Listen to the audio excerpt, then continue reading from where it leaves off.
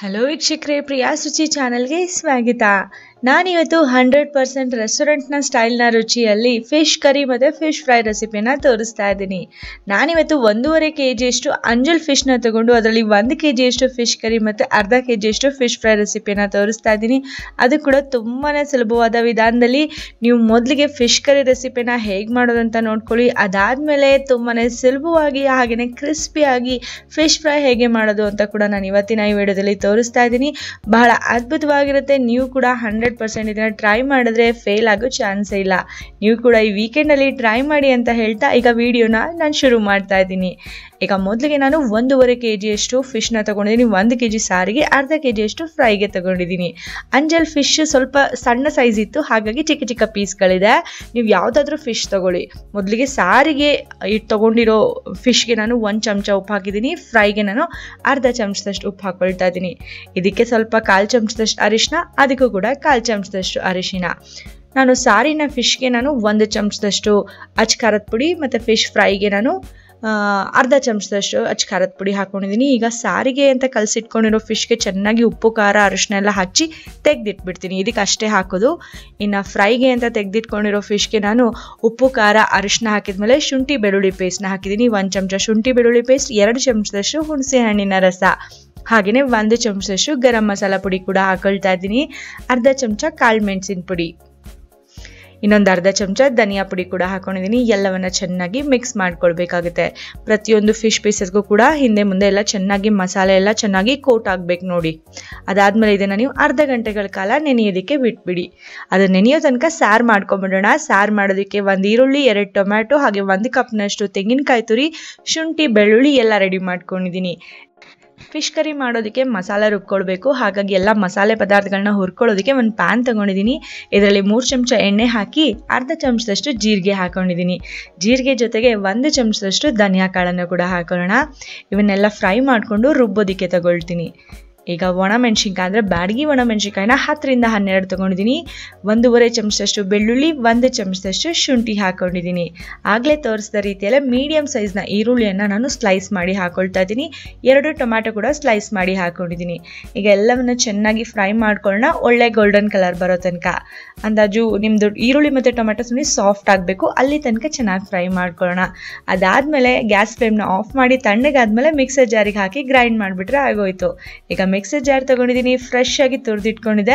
1 ಕಪ್ನಷ್ಟು ತೆಂಗಿನಕಾಯಿ ತುರಿಯನ್ನು ನಾನೀಗ ಇದೇ ಮಿಕ್ಸರ್ ಜಾರ್ಗೆ ಹಾಕೊಳ್ತಾ ಇದ್ದೀನಿ. ಪೂರ್ತಿ 1 ಕಪ್ ಹಾಕೊಳ್ಳಿ, ಯಾಕೆಂದರೆ 1 kg ಫಿಶ್ ಇರೋದ್ರಿಂದ ಮಸಾಲೆ ಸ್ವಲ್ಪ ಜಾಸ್ತಿ ಬೇಕಾಗುತ್ತೆ. 1 ಕಪ್ ತೆಂಗಿನಕಾಯಿ ತುರಿ, ಹಾಗೆಯೇ ಈಗ ತಾನೇ ಫ್ರೈ ಮಾಡ್ಕೊಂಡಿರೋ ಎಲ್ಲ ಪದಾರ್ಥಗಳು ತಣ್ಣಗಾಗಿದೆ. ಈ ಪದಾರ್ಥಗಳನ್ನ ಕೂಡ ಈ ಮಿಕ್ಸರ್ ಜಾರಿಗೆ ಹಾಕೊಳ್ತಾ ಇದ್ದೀನಿ. ಎಲ್ಲವನ್ನ ಹಾಕಿ ಚೆನ್ನಾಗಿ ನುಣ್ಣಗೆ ರುಬ್ಕೊಳ್ಬೇಕಾಗುತ್ತೆ. ಸ್ವಲ್ಪ ನೀರು ಬೇಕಂದರೆ ಹಾಕೊಳ್ಳಿ. ನೋಡಿ, ಈ ರೀತಿಯಾಗಿ ನಾವು ಫೈನ್ ಪೇಸ್ಟ್ ಮಾಡ್ಕೊಳ್ಬೇಕಾಗುತ್ತೆ ಫಿಶ್ ಕರಿ ಮಾಡೋದಕ್ಕೆ. ಒಳ್ಳೆ ಕಲರ್ ಕೂಡ ಬಂದಿದೆ. ಈಗ ಈ ಮಸಾಲ ಪೇಸ್ಟ್ನ ಪಕ್ಕಕ್ಕಿಡೋಣ. ಸಾರು ಅಂದರೆ ಫಿಶ್ ಕರಿ ಮಾಡೋದಕ್ಕೆ ಒಂದು ದೊಡ್ಡ ಕಡಾಯಿಯನ್ನು ತಗೊಂಡಿದ್ದೀನಿ. ನೀವು ಯಾವುದು ಪಾತ್ರೆ ಏನಾದರೂ ಬಳಸ್ಕೊಳ್ಬೋದು. ಇದಕ್ಕೆ 3 ಚಮಚ ಎಣ್ಣೆ ಹಾಕಿದ್ದೀನಿ. ಎಣ್ಣೆ ಕಾದ್ಮೇಲೆ 1/4 ಚಮಚದಷ್ಟು ಮೆಂತೆಕಾಳನ್ನು ಹಾಕೊಳ್ಳೋಣ. ಸಾರಿನ ರುಚಿ ತುಂಬ ಚೆನ್ನಾಗಾಗುತ್ತೆ. ಈಗ ಮೆಂತೆಕಾಳು ಫ್ರೈ ಆಗ್ತಿದೆ. ಹಾಗೆಯೇ 2 ಕಡ್ಡಿಯಷ್ಟು ನಾನು ಕರಿಬೇವಿನ ಎಲೆಗಳನ್ನ ಕೂಡ ಹಾಕೊಂಡಿದ್ದೀನಿ. ಕರಿಬೇವನ್ನ ಚೆನ್ನಾಗಿ ಫ್ರೈ ಮಾಡ್ಕೊಂಡಾದ್ಮೇಲೆ ರುಬ್ಬಿಟ್ಕೊಂಡಿರೋಂಥ ಮಸಾಲ ಪೇಸ್ಟ್ನ ಡೈರೆಕ್ಟಾಗಿ ಹಾಕೊಂಡ್ಬಿಡೋಣ. ಈರುಳ್ಳಿ ಟೊಮ್ಯಾಟೊ ಏನೂ ಹಾಕೋದು ಬೇಡ, ಡೈರೆಕ್ಟಾಗಿ ರುಬ್ಬಿಟ್ಕೊಂಡಿರೋ ಮಸಾಲೆ ಹಾಕೊಳ್ಳೋಣ. ಮಿಕ್ಸಿ ಜಾರ್ನ ತೊಳೆದ್ಬಿಟ್ಟು 1/4 ಕಪ್ ನೀರು ಹಾಕೊಳ್ಳಿ. ಈಗ ಮಸಾಲೆಯನ್ನು ಚೆನ್ನಾಗಿ ಎಣ್ಣೆಯಲ್ಲೇ ಹಾಗೆಯೇ ಫ್ರೈ ಮಾಡ್ಕೊಳ್ಳಿ 1-2 ನಿಮಿಷ. ಈ ಮಸಾಲೆ ಕುದಿ ಬರೋವರೆಗೂ ನಾವು ಕಾಯಬೇಕಾಗುತ್ತೆ ಅಷ್ಟೇ. ಮಸಾಲೆ ಒಂದ್ಸಲ ಕುದಿಯೋದಕ್ಕೆ ಸ್ಟಾರ್ಟ್ ಆದ ತಕ್ಷಣ ನಿಮಗೆ ಎಷ್ಟು ನೀರು ಬೇಕೋ ಅಷ್ಟು ಹಾಕೊಳ್ಳಿ. ನಾನು 2 ರಿಂದ 3 ಕಪ್ನಷ್ಟು ನೀರು ಹಾಕೊಳ್ತಾ ಇದ್ದೀನಿ. ಯಾಕೆಂದರೆ ಫಿಶ್ ಕರಿ ಸ್ವಲ್ಪ ತೆಳ್ಳಗಿದ್ರೇ ರುಚಿಯಾಗಿರುತ್ತೆ. ನಿಮಗೆ ಸ್ವಲ್ಪ ಗಟ್ಟಿಯಾಗಬೇಕಂದ್ರೆ 2 ಕಪ್ ಹಾಕೊಳ್ಳಿ ಸಾಕು. ನಾನು ಕೂಡ 3 ಕಪ್ನಷ್ಟು ನೀರು ಹಾಕಿ ಚೆನ್ನಾಗಿ ಮಿಕ್ಸ್ ಮಾಡ್ಕೊಳ್ತೀನಿ. ಕನ್ಸಿಸ್ಟೆನ್ಸಿ ಪರ್ಫೆಕ್ಟ್ ಅನಿಸಿದ್ರೆ ಹಾಗೆ ಬಿಡ್ತೀನಿ. ಇನ್ನು ಗಟ್ಟಿ ಅನಿಸಿದ್ರೆ ಇನ್ನೂ ಸ್ವಲ್ಪ ನೀರು ಹಾಕ್ಕೊಳ್ಬೋದು. ಈಗ ನಾವು ಒಳ್ಳೆ ಹುಳಿಗೋಸ್ಕರ ನಾನು ಹುಣಸೆ ಹಣ್ಣಿನ ರಸವನ್ನು 3 ಚಮಚದಷ್ಟು ಹಾಕೊಳ್ತಾ ಇದ್ದೀನಿ. ಯಾಕೆಂದರೆ ರುಬ್ಬುವಾಗ ನಾನು ಹುಣಸೆ ಹಣ್ಣನ್ನು ಹಾಕ್ಕೊಂಡಿರಲಿಲ್ಲ, ಹಾಗಾಗಿ ಈಗ ಹುಣಸೆ ರಸ ಕೂಡ ಹಾಕ್ಕೊಂಡಿದ್ದೀನಿ. ಚೆನ್ನಾಗಿ ಮಿಕ್ಸ್ ಮಾಡ್ಕೊಳ್ಳೋಣ. ಈಗ ಈ ಸಾರು ಒಂದ್ಸಲ ಕುದಿಯೋದಕ್ಕೆ ಸ್ಟಾರ್ಟ್ ಆದ ತಕ್ಷಣ ಉಪ್ಪು ಖಾರ ಅರಿಶಿನ ಹಚ್ಚಿಟ್ಟಿರೋಂಥ ಫಿಶ್ ಪೀಸಸ್ನ ಒಂದೊಂದೇ ನಾವು ಇದರಲ್ಲಿ ಹಾಕ್ಕೊಳ್ತಾ ಹೋಗ್ಬೋದು. ಈಗ ನೋಡಿ, ಸಾರು ಕುದಿಯೋದಕ್ಕೆ ಸ್ಟಾರ್ಟ್ ಆಗಿದೆ. ಈಗ ನಾನು ಉಪ್ಪು ಖಾರ ಅರಿಶಿನ ಹಚ್ಚಿ ಇಟ್ಟಿರೋಂಥ 1 kg ಫಿಶ್ ಪೀಸಸ್ನ ನಾನೀಗ ಒಂದ್ರ ಪಕ್ಕ ಹಾಕ್ಕೊಳ್ತಾ ಹೋಗ್ತಾ ಇದ್ದೀನಿ. ಎಲ್ಲ ಪೀಸಸ್ನ ಹಾಕ್ತಾ ಹೋಗಿ. ಉಪ್ಪು ಖಾರ ಚೆನ್ನಾಗಿ ಹಿಡಿದಿದೆ, ಯಾಕೆಂದರೆ ಅರ್ಧ ಗಂಟೆ ಆಗಿದೆ ನಾನು ಇಟ್ಟು.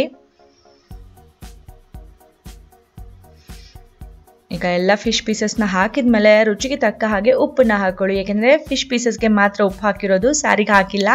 ನೋಡಿಕೊಂಡು ಎಷ್ಟು ಬೇಕೋ ಅಷ್ಟು ಹಾಕಿ ನಿಧಾನವಾಗಿ ಒಂದ್ಸಲ ಚೆನ್ನಾಗಿ ಮಿಕ್ಸ್ ಮಾಡಿಕೊಂಡು ಲಿಡ್ನ ಕ್ಲೋಸ್ ಮಾಡಿ ಟೈಮ್ ನೋಡ್ಕೊಂಡು 15 ನಿಮಿಷ ಬೇಯಿಸ್ಕೊಳ್ಳಿ. ಫಿಶ್ ಕರಿ ರೆಡಿ ಆಗಿಬಿಡುತ್ತೆ. 15 ನಿಮಿಷಗಳ ಕಾಲ ಆದಮೇಲೆ 100% ರೆಸ್ಟೋರೆಂಟ್ ಸ್ಟೈಲ್ನ ಫಿಶ್ ಕರಿ ತಯಾರಾಗಿದೆ. ನೋಡಿ, ಕನ್ಸಿಸ್ಟೆನ್ಸಿ ಕೂಡ ಪರ್ಫೆಕ್ಟಾಗಿ ಆಗಿದೆ, ಹಾಗೆ ಸುವಾಸನೆ ಕೂಡ ತುಂಬ ಚೆನ್ನಾಗಿ ಬರ್ತಾ ಇದೆ. ಫಿಶ್ ಪೀಸಸ್ಗಳು ಕೂಡ ತುಂಬ ಚೆನ್ನಾಗಿ ಬೆಂದಿದೆ, ಯಾವುದು ಕೂಡ ಒಡೆದೋಗಿಲ್ಲ. ನೋಡಿ, ಸಾರು ನೋಡೋದಕ್ಕೆ ಎಷ್ಟು ಒಳ್ಳೆ ಕಲರ್ ಬಂದಿದೆ ಅಲ್ಲ. ಇದನ್ನು ನೀವು ಜೋಳದ ರೊಟ್ಟಿ ಅಥವಾ ಮುದ್ದೆ, ಬಿಸಿ ಬಿಸಿ ಅನ್ನ, ಬಾಯ್ಲ್ಡ್ ರೈಸ್ ಯಾವುದ್ರ ಜೊತೆಗೆ ಬೇಕಾದರೂ ನೀವು ಟ್ರೈ ಮಾಡ್ಬೋದು. ತುಂಬಾ ಚೆನ್ನಾಗಿರುತ್ತೆ. ನೀವೊಂದ್ಸಲ ಟ್ರೈ ಮಾಡಿ ನೋಡಿ.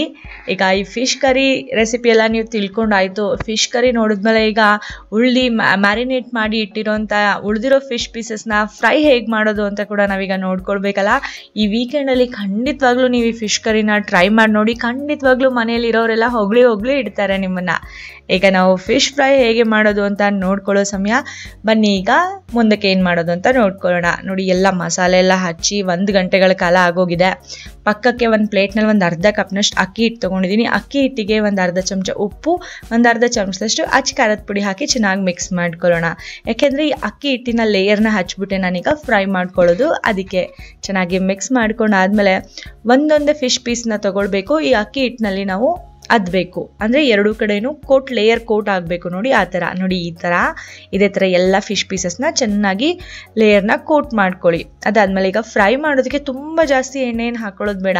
ಒಂದು 5-6 ಟೇಬಲ್ ಸ್ಪೂನ್ ಅಷ್ಟು ಎಣ್ಣೆ ಹಾಕೊಂಡ್ಬಿಟ್ಟು ಒಂದ್ರ ಪಕ್ಕ ಫಿಶ್ ಪೀಸಸ್ನ ಹಾಕೊಂಡು ಫ್ರೈ ಮಾಡಿಬಿಟ್ರೆ ಒಂದೇ ಸಲ ಅಷ್ಟು ಫಿಶ್ ಪೀಸಸ್ನ ನಾವು ಫ್ರೈ ಮಾಡ್ಕೊಂಡ್ಬಿಡ್ಬೋದು.